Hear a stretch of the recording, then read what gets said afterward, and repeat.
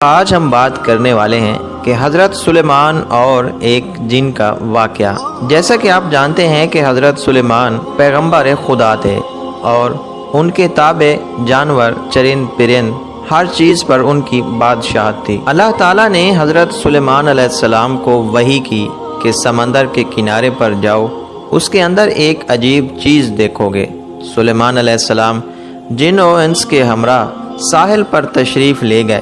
جب ساحل پر پہنچ کر نظر ادھر ادھر کی تو کچھ نہ دیکھا، تو آپ نے عفریت یعنی جنات کی ایک قسم سے فرمایا، اس سمندر میں غوطہ لگاؤ۔ اس سمندر میں غوطہ لگا اور وہاں کے حالات مجھ سے آ کر بیان کر۔ اس نے ایک ساتھ کے بعد اوپر آیا اور عرض کیا، اے اللہ کے نبی، میں نے سمندر میں اتنا غوطہ لگایا مگر اس کی تہہ کو نہ پہنچا اور نہ کوئی چیز نظر آئی۔ آپ نے دوسرے عفریت سے فرمایا، تو غوطہ لگا کر وہاں کی حالت مجھ سے بیان کر۔ اس نے بھی غوطہ لگایا اور نکل کر وہی کہا جو پہلے عفریت نے کہا تھا، اور اس نے پہلے والے سے 2 گنا زیادہ غوطے لگائے۔ آپ نے آصف بن برخیہ سے کہا جو آپ کے وزیر تھے، سمندر کے اندر کا حال معلوم کرو۔ پھر انہوں نے سمندر میں غوطہ لگایا۔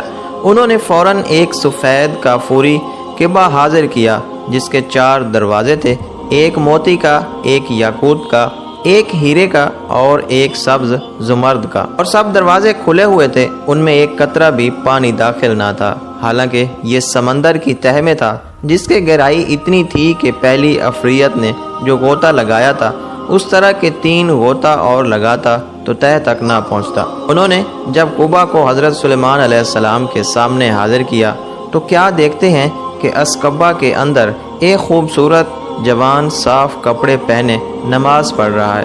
آپ نے قبہ میں داخل ہو کر اسے سلام کیا اور فرمایا، یہ سمندر میں کس چیز نے پہنچایا؟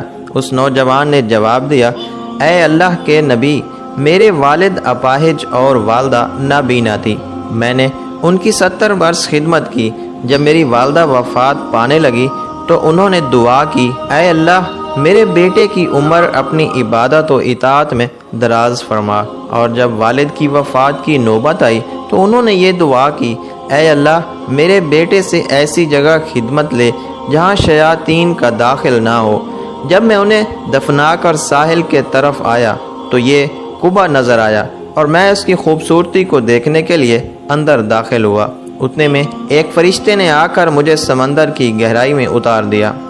حضرت سلیمان علیہ السلام نے اس نوجوان سے پوچھا، تم کس زمانے میں ساحل پر آئے تھے؟ اس نے عرض کیا کہ حضرت ابراہیم خلیل اللہ علیہ السلام کے زمانے میں۔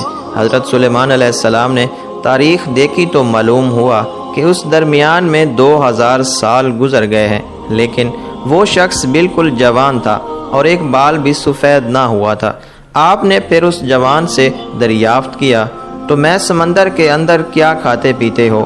اس جوان نے بتایا، اے اللہ کے نبی، میرے پاس ایک سبز پرندہ اپنی چونچ زرد رنگ کے کوئی چیز جو آدمی کے سر کے برابر ہوتی ہیں لے آتا ہے، میں اس سے کھاتا ہوں اور اس میں ساری دنیا کی نعمتوں کا مزہ ہوتا ہے، اور اس سے میری بھوک اور پیاس جاتی رہتی ہے، اور گرمی سر، نیند نہ اونگ، تنہائی اور وحشت اس سے دور ہو جاتی ہے۔